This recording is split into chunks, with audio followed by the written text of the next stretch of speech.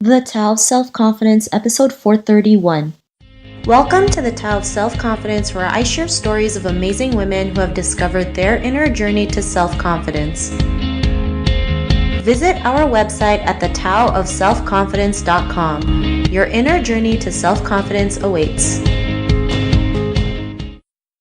Well, hello, friend. Welcome to the Tao of Self-Confidence, where I share stories of amazing women who have discovered their inner journey to self-confidence. I'm your host today, Sheena Yap Chan, and today I have a phenomenal lady on the show today. She runs her own personal development brand called Synchroshakti, and I'm just really excited to have her on and share her story with us today on self-confidence. So without further ado, I'm going to introduce you to Kartika Nair. Kartika, how are you today? Maybe you can fill in a little bit more about yourself to our listeners. Hi Sheena, thank you so much for having me on here. It's a pleasure, and like you introduced me really well. My name is Kartika Nair. I'm 25 years old and I run my own personal development brand called Synchroshakti, which is geared towards helping people around the world empower themselves through mental, emotional, physical and spiritual tools and techniques to become as brightest and as best as they can in this world. And I do that through YouTube videos and through reggae music and high conscious music, as well as coaching and training. Awesome. Well, thanks for sharing that. And Kartika, what's your cultural background? I am Indian, 100% Indian. I live in India. Awesome. Well, thanks for sharing that. And what would be your favorite self-confidence quote?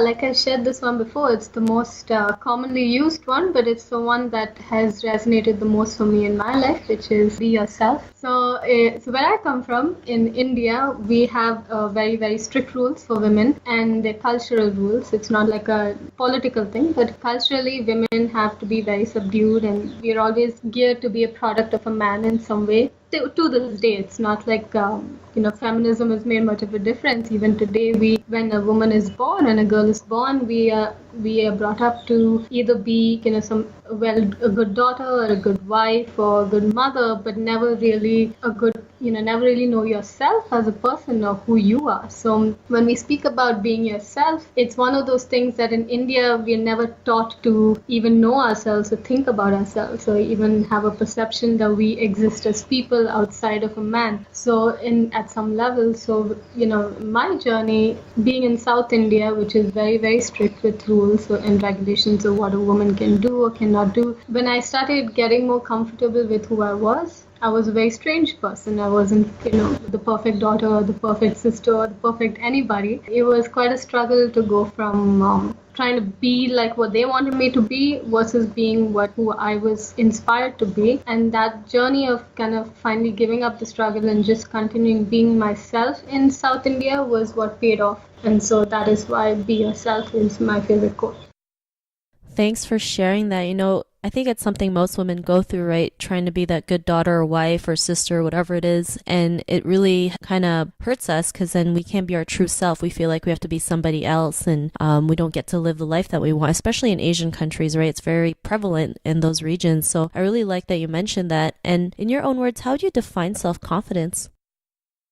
I think self-confidence, especially for women, is one of those things that cannot be defined as much, but it's something that when you realize that you exist in and out of yourself and that there are certain desires and certain thoughts and certain feelings that are unique to you and you can honor that as something that is golden, that I think is self-confidence. It's not so much as what every other woman is doing or what other successful women are doing, but it's also mostly about the fact that you know that you're unique and there's never been someone like you in the past in all of history, and there never will be someone like you in the future. There is only you that is so unique, and you have been given the gifts to be of service to mankind. And when you can hold that as your golden egg, I think that's self-confidence.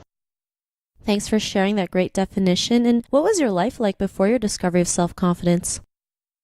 Well, I grew up like many people in my country and in Asia, really mostly trying to please society by trying to get good grades, but not really being able to, and trying to, be pleasing to the boys, like looking good and stuff like that, and still failing miserably. So I grew up with a very low sense of self, very low self-esteem and stuff like that. And it was a lot of struggle for me because I didn't like the fact that I was different. I was the one person who was most against myself for being different in in some capacity. So my life went from feeling really guilty about people even looking at me or people talking to me and not being able to talk to anybody or share my own things that interested me because it was judged negatively at the time. That was what life was like at the time. It was very dark. It was very low self-esteem, actually abysmal, non-existent self-esteem. And then now it's very, very, very, very different. Thanks for sharing that. And I think that's something we all go through, right?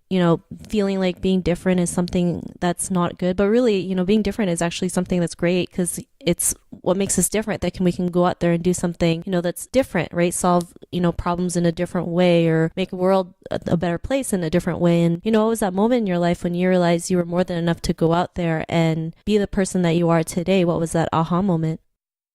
The aha moment was really something that happened. It wasn't really like an aha moment. It was mostly that I just couldn't be like everybody else. I was trying really hard to be like everybody else, but it wouldn't work out. Even if I stopped my music or stopped spirituality, stopped what I wanted to do, it would never go away. It would just keep coming back and coming back and coming back. So I knew that eventually I couldn't really not be myself. And so in just being myself and doing my thing, people started celebrating it. People were writing about it, or it was coming in the papers or in the magazine. So when the people started celebrating what I was doing, and then my family kind of came on board, and then I finally came on board, it just kind of clicked in the moment at the time that, hey, you know what, people appreciate your light, and so don't stop. I think it happened gradually over time. Thanks for sharing that. And sometimes when we try to force things that isn't meant for us, like it's just a sign like it's not working, like forcing ourselves to be like everybody else, but we know deep inside it's like not a part of us. And it's just like a sign saying, you know what, you have to, do something that's for you, right? Be your true self, go out there and just be yourself, and people will love you along the way. And because of that realization, what's your life been like now?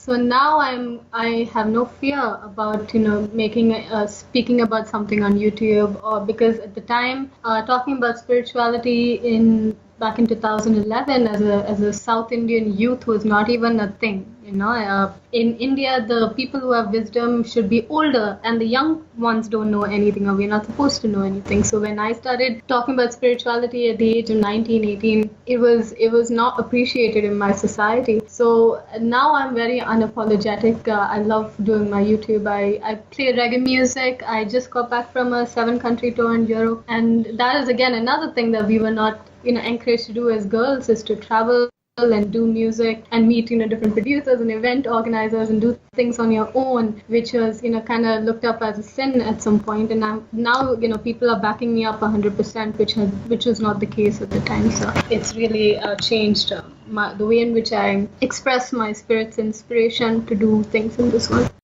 Awesome. Well, thanks for sharing that. And to the woman who's listening to your episode, she may be in her own journey of self-confidence. What would be that one tip you would give to her?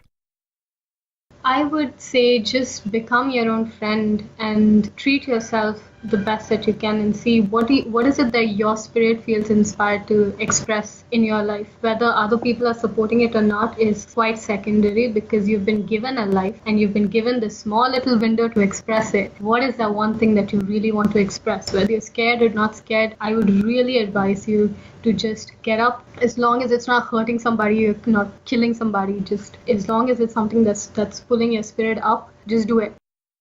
Thanks for sharing those amazing tips. I think, the greatest thing is the one that you mentioned, being your own friend, right? I think sometimes we forget to do that. We're so great at like shaming ourselves or putting ourselves down. We have to learn how to be nice to ourselves and love ourselves so we can go out there and do the things that we want. So thanks for sharing those tips. And if our listeners wanted to get to know a little bit more about you and what you do, is there any links or social media profiles we can connect with?